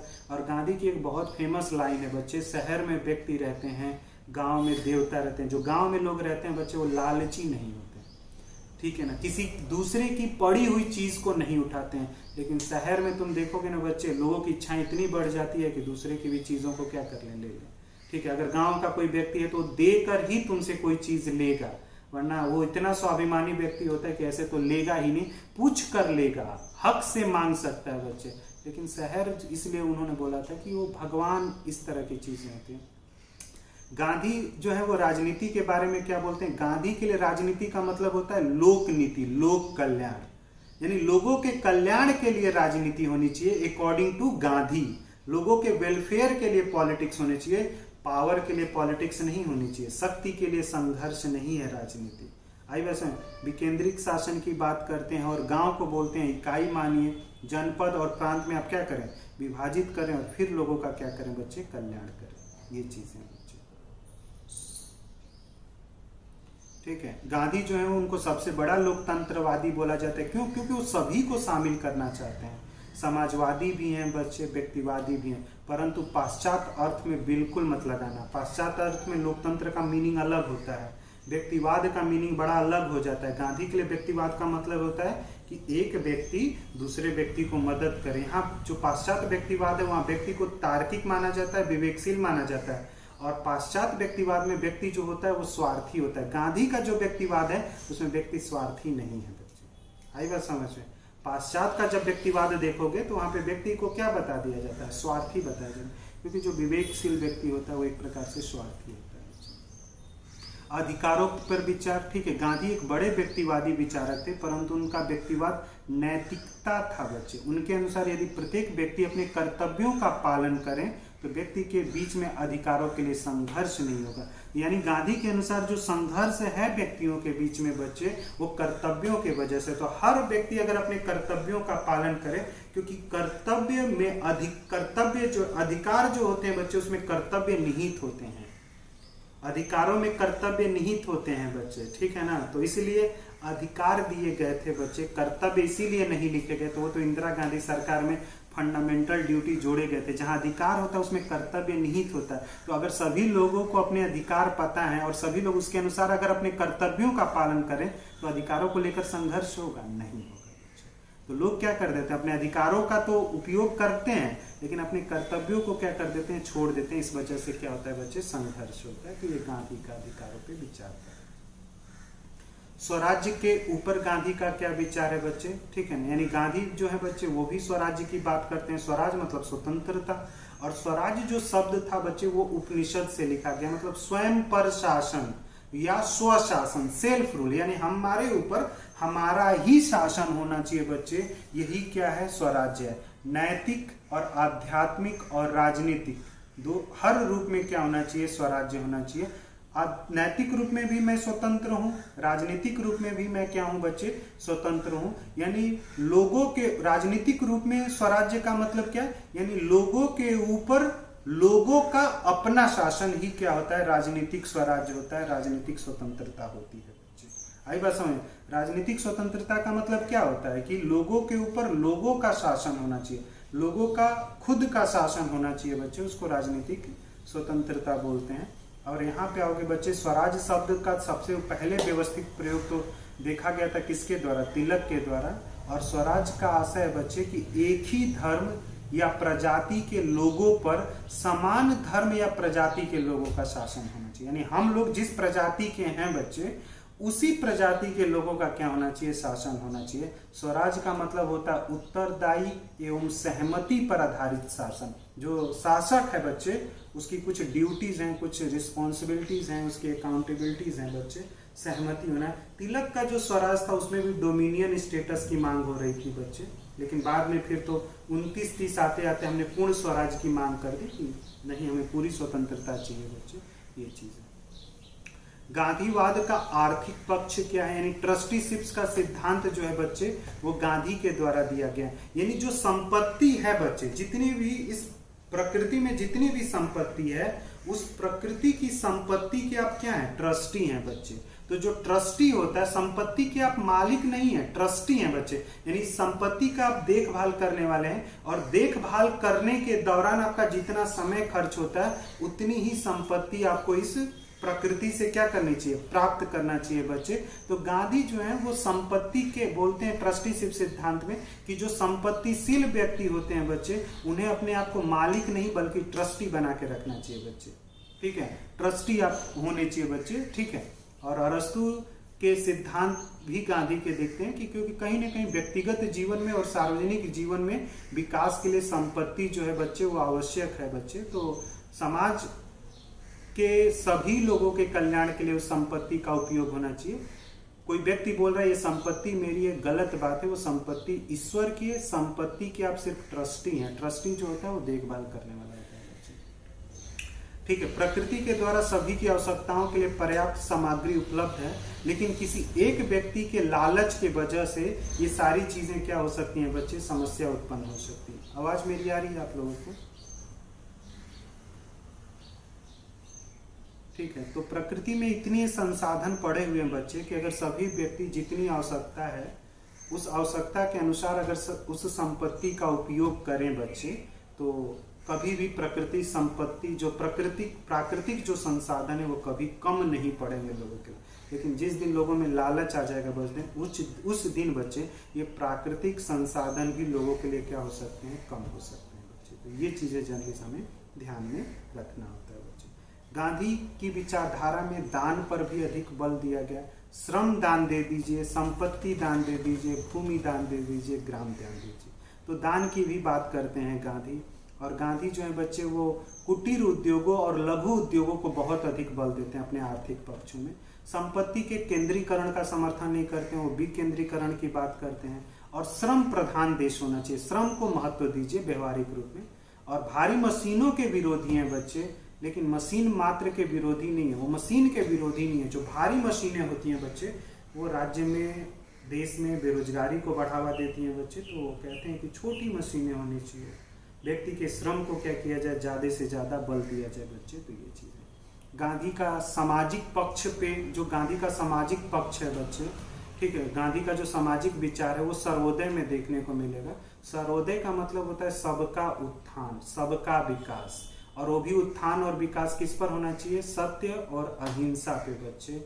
सहयोग के द्वारा हमें क्या करना है, लोगों का उत्थान करना है। तो जो सर्वोदय का विचार है गांधी, वही समाजवाद का विकल्प क्या करता है बच्चे, प्रस्तुत करता है। तो सर्वोदय के विचार ही भारत में समाजवाद का विकल्प प्रस्तुत करता है। और बहुत सारे सर्वोदय विचारक हैं जिसमें गांधी के सर्वोदय के विचारों को और लोग भी आगे बढ़ाते हैं, जिसमें जयप्रकाश नारायण, दादा धर्माधिकारी, धीरेन्द्र मजूमदार, केजी मशरूवाला है बच्चे, विनोबा भावे हैं। तो इन तरह के लोग एक प्रकार से क्या करते हैं, सर्वोदयी है, मतलब सर्वोदय के विचार को लेकर पढ़ने। गांधी के तरफ से गांधीवादी विचारधारा को रखने वाले भी, गांधी विचारों में विश्वास रखने वाले संविधान सभा में एक सदस्य थे बच्चे, एसएन अग्रवाल जो थे वो संविधान सभा के सदस्य थे बच्चे। और जॉन रस्किन की बहुत फेमस रचना है बच्चे, अनटू दिस लास्ट, जिसकी गुजराती में अनुवाद किया गया था, जो सर्वोदय के नाम से पब्लिश्ड भी हुई थी बच्चे। ये चीजें देखना, ठीक है। वहां पे समाज, व्यक्ति की भलाई समाज की भलाई में निकलती है। समाज की भलाई तभी होगी बच्चे जब आप व्यक्तियों की भलाई करते हैं बच्चे। वकील और नाई के श्रम का मूल्य क्या होगा, समान होगा बच्चे। मजदूर एवं कारीगर के जीवन ही वास्तविक जीवन है, तो उनको देखिए कि किस प्रकार का उनका जीवन है। और कहीं न कहीं जो उनका आदर्श समाज है बच्चे, उस आदर्श समाज को गांधी सर्वोदयी समाज बोलते हैं या सामुद्रिक वृत्त बोला जाता है, ओसनिक साइकिल। आदर्श समाज को वो ओसनिक साइकिल बोला है। तो आदर्श समाज की जो संज्ञा दी गई है बच्चे, ओसनिक साइकिल। और ओसनिक साइकिल का मतलब होता है बच्चे, मतलब व्यक्ति जो है वो परिवार के भलाई के लिए कार्य करे। जैसे मैं व्यक्ति हूँ तो मैं अपने परिवार के लिए कार्य करूँ। जो परिवार है बच्चे वो समाज के भलाई के लिए कार्य करे, गांव की भलाई के लिए कार्य करे, और गांव के जो लोग हैं बच्चे वो तालुका के भलाई के लिए कार्य करें। इस तरह से हम क्या कर सकते हैं, ये क्या होगा, पूरा एक ओसनिक साइकिल बनेगा, एक चक्र बनता है बच्चे, ठीक है, जिसमें हम सभी व्यक्तियों का क्या कर सकते हैं, उत्थान कर सकते हैं बच्चे। धनी व्यक्तियों का नैतिक उत्थान एवं गरीब व्यक्तियों का भौतिक उत्थान होना चाहिए। जो धनी व्यक्ति होते हैं बच्चे उनका नैतिक पतन होता रहता है, तो उनका नैतिक उत्थान होना चाहिए। और जो गरीब व्यक्ति होते हैं उनका नैतिक तो उत्थान हुआ होता है, लेकिन उनका हमें भौतिक उत्थान करना जो होता है वो आवश्यक होता है, ठीक है। गांधी जो है व्यवहारिक रूप में हरिजन सेवक संघ की स्थापना की, जहां हरिजनों की समस्या के लिए उन्होंने समाज में लड़ा, समाज में परिवर्तन लाने की कोशिश की बच्चे। हाँ, वो वर्ण व्यवस्था की समर्थन करते हैं, वर्ण व्यवस्था का वो समर्थन करते हैं। वर्णाश्रम मतलब वर्ण आश्रम का वो एक प्रकार से क्या करते हैं, समर्थन करते हैं। लेकिन वर्ण आश्रम की समर्थन वो जन्म से नहीं करते हैं बच्चे, कर्म के आधार पे वर्ण होना चाहिए, इसकी बात गांधी करते हैं बच्चे। और इस चीज को लेकर अंबेडकर और गांधी में बड़ा विवाद है बच्चे। नई तालीम में वो बच्चे पश्चिमी शिक्षा की एक प्रकार से क्या करते हैं, आलोचना करते हैं। और पश्चिमी शिक्षा का विकल्प वो नई तालीम के द्वारा क्या किया था, प्रस्तुत किया था। और नई तालीम में उन्होंने बोला कि जो भारत के बच्चे हैं, जो इस देश के बच्चे, उनकी शिक्षा मातृभाषा में होनी चाहिए। शिक्षा में, शिक्षा का जो सिलेबस होगा बच्चे, उसमें चरित्र विकास, सादगी, शारीरिक विकास पर क्या होना चाहिए, बल होना चाहिए। शिक्षा ऐसी होनी चाहिए कि जो लोगों को आत्मनिर्भर बना सके, मतलब कुटीर उद्योग, हस्तकला जैसी चीजों को लोगों को हम क्या कहें, सीखें। और शिक्षा गांव में ही प्रदान करनी चाहिए बच्चे। तो ये नई तालीम है उनके। और ये कुछ तथ्य हैं जिसको तुम लोगों को एक बार रट लेने हैं। तो वही चीजें, इसमें कुछ किताबें हैं और कुछ ये चीजें। तो ये पूरे के पूरे जो थे बच्चे, ये गांधी के राजनीतिक विचार हैं बच्चे। ठीक है, इसमें अगर कोई डाउट है तो पूछ सकते हैं।